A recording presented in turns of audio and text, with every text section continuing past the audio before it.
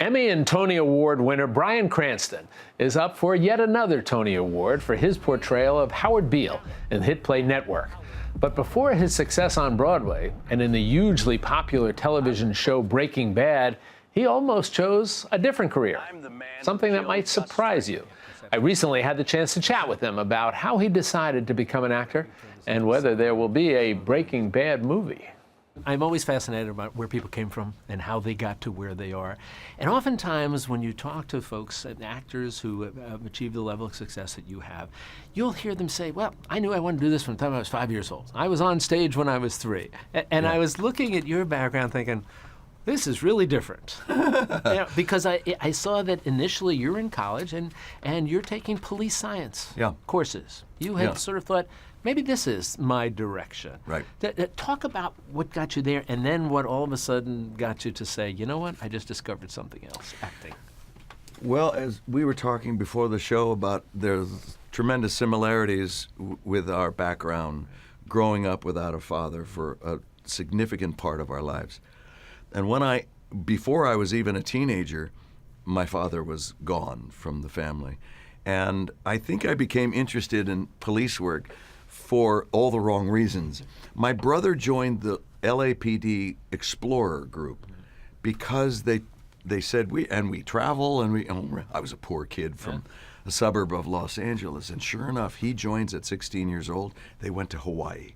This group of kids went to, I thought, oh my gosh. And he had the nerve of sending me a postcard with a girl in a bikini on the beach. That's what brothers do. And he just rubbed it in. And then the second year, he went to Japan with this group. I mean, they're and that was it.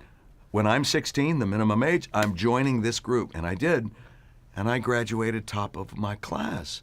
Out of 111 16-year-olds, I had no idea I had any kind of aptitude for police work.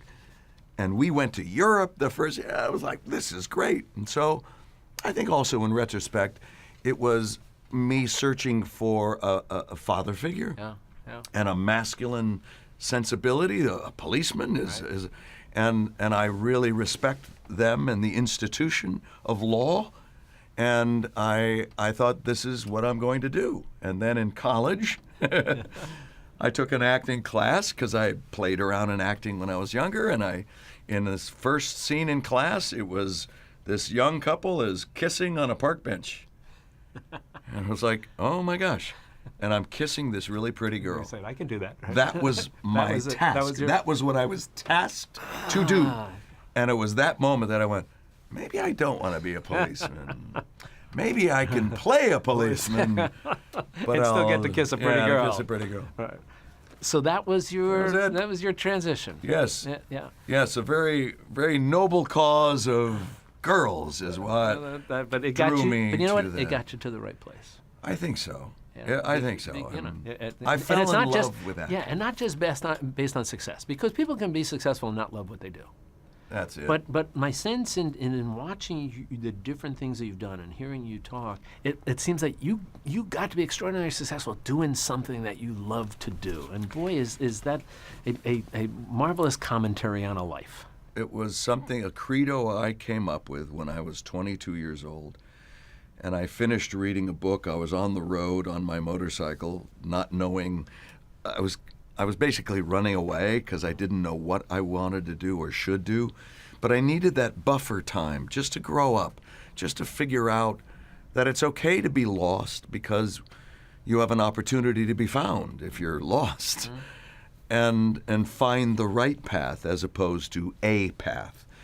And I came up with this credo that I was going to attempt to do something that I loved and hopefully become good at, as opposed to doing something I was good at but didn't love.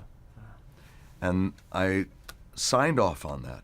And so no matter what was going to happen in my acting career, whether it meant at this age I had 3 roommates and we were trying to share spaghetti dinners together to save money, it didn't matter. I was all in.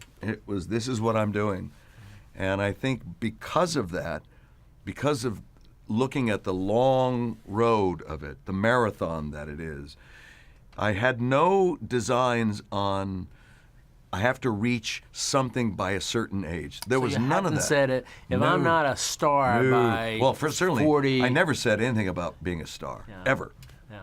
I didn't want, my goal was to be able to honestly say that I make a living as an actor.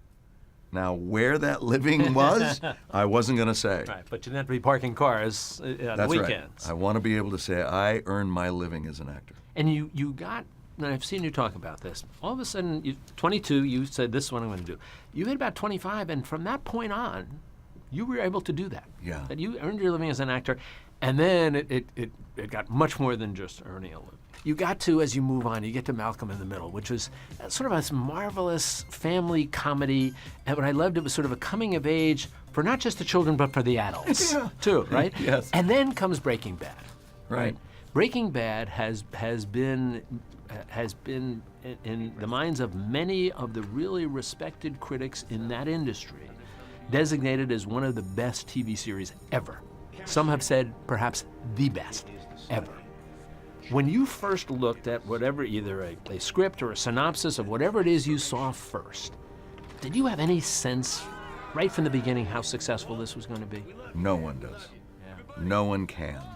The only thing that any actor can do is to correctly evaluate the material, the level of the material. And I don't know why I knew this early on. The written word, the story itself, is the most important element in performance art, bar none, no exceptions. I know it, absolute. There is no argument to that. There's no way you can argue that. It is the power of the story that will propel an actor to whatever heights they may be able to get to. So they might be marvelously talented, but if they don't have That's a story exactly right. to work with, Meryl Streep, if Meryl was given C-level material and she works at her absolute best, B, there's no way it can go higher. Meryl Streep, you know, it's like, that's it. So when you see A-level material, which when I read the pilot script for Breaking Bad, I went right away. Right away, you saw this is the real deal. This could be special. I want to be a part of it. It doesn't mean anything as far as is it going to be successful in the eyes of ratings, or will it make money, or all the things that are out of our control. The only thing that I could be invested in is that character and telling that story the best I can. And then it's luck. Last quick question about Breaking Bad, because I know there's always talk. Is there a Breaking Bad movie coming out? And it's interesting Thank because you for not asking. No, I don't want to. But my thought was, I wonder if there's a lot of Breaking Bad fans out there saying, we don't want any more. It was perfect. Yeah. You know, it was 5 seasons of perfection that Yeah. got better each year. Right. So I wouldn't be surprised if a lot of the fans are saying, sure, go ahead and talk about that. But you know what? I can go back and watch it if I Well, want another Breaking Bad. You know, funny you should say that, Jack, because when people ask me, they go, you know, it wasn't proven that Walter White died. You know, he was shot, but he didn't. No one. J.R. Ewing. They didn't put the thing from over. Dallas, You know, yeah, they didn't say resurrected. that he was dead. So maybe he's still alive. And all these reboots that you see of all these old series that are coming back, wouldn't you like to do a reboot of Breaking Bad? And I feel the same way you do. I go, no, I wouldn't.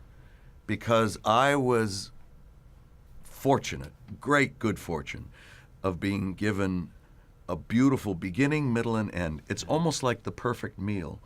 You know, you sit down, you have the wonderful meal, and just perfect, just perfect. And if someone brought you more food, it kind of ruins the meal that you had. It's like, all right, I don't need any more. Yeah, now I'm stuffed. Exactly. And now I don't feel as good. No. It's been a delight to spend some time with you. I've been, as people say, a big fan for a long period of time, and I will look forward to whatever the next projects are going to be. Thank you, Jack. Brian, it's such a pleasure. Fun. Thank you so much. Thank you very much.